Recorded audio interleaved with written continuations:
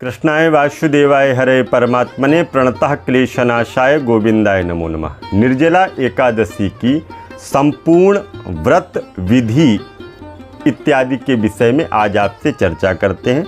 सर्वप्रथम हम आपको बताएं, निर्जला एकादशी का पावन पर्व 17 तारीख को मनाया जाएगा या 18 तारीख को, और इसका पारायण 19 जून को किया जाएगा। तो आपको हम बताएं, निर्जला एकादशी 2024 में ज्येष्ठ माह के शुक्ल पक्ष की एकादशी तिथि को निर्जला एकादशी या भीमसेनी एकादशी के नाम से जानते हैं। हिंदू धर्म में वैसे तो एक वर्ष में 24 एकादशी होती हैं, परंतु निर्जला एकादशी का अपना एक विशेष महत्व होता है। भगवान हरि अर्थात विष्णु को समर्पित यह एकादशी होती है। ज्येष्ठ मास में पड़ने वाली यह एकादशी को निर्जला एकादशी या भीमसेनी एकादशी के नाम से जाना जाता है। और यह व्रत समस्त प्रकार के व्रतों में बड़ा कठिन व्रत होता है।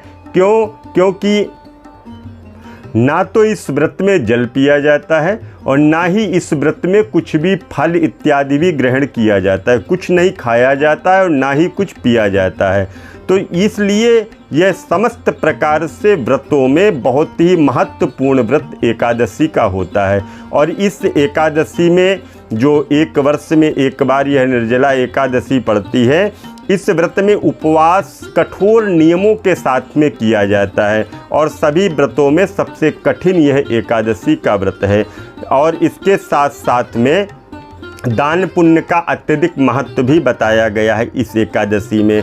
कहते हैं इस एकादशी में घड़े का दान करना चाहिए, फल का दान करना चाहिए, शरबत का दान करना चाहिए, वस्त्र का दान करना चाहिए, पंखे का दान करना चाहिए। और इसके साथ साथ में आप जब भी किसी नदी के तट पर जाएं तो वहाँ पर रहने वाले ब्राह्मणों को भी द्रव्य और दक्षिणा दे करके उन्हें भी संतुष्ट करना चाहिए। निर्जला एकादशी की शुरुआत की अगर हम बात करते हैं तो 17 जून 2024 को सुबह 4:43 पर यह एकादशी लग रही है। वहीं एकादशी की समाप्ति की बात करते हैं तो 18 जून को 6:24 पर यह समाप्त होगी। तो उदया तिथि के कारण निर्जला एकादशी का यह व्रत 18 जून को रखा जाएगा। निर्जला एकादशी के व्रत की पारायण की अगर हम बात करते हैं तो 19 जून को प्रातःकाल इस व्रत का पारायण किया जाएगा।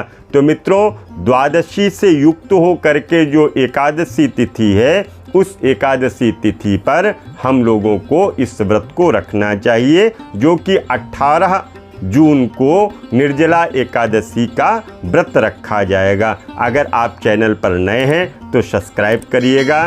चाहते हैं किसी भी तरह का पूजन पाठ यज्ञ अनुष्ठान, बहुत से लोगों के फ़ोन आते हैं कि गुरुजी ये बताइए कि एकादशी व्रत का उद्यापन कैसे होगा। तो आप यदि चाहते हैं एकादशी व्रत के उद्यापन को विधि विधान के साथ करने के लिए तत्पर हैं तो आप संपर्क करिएगा।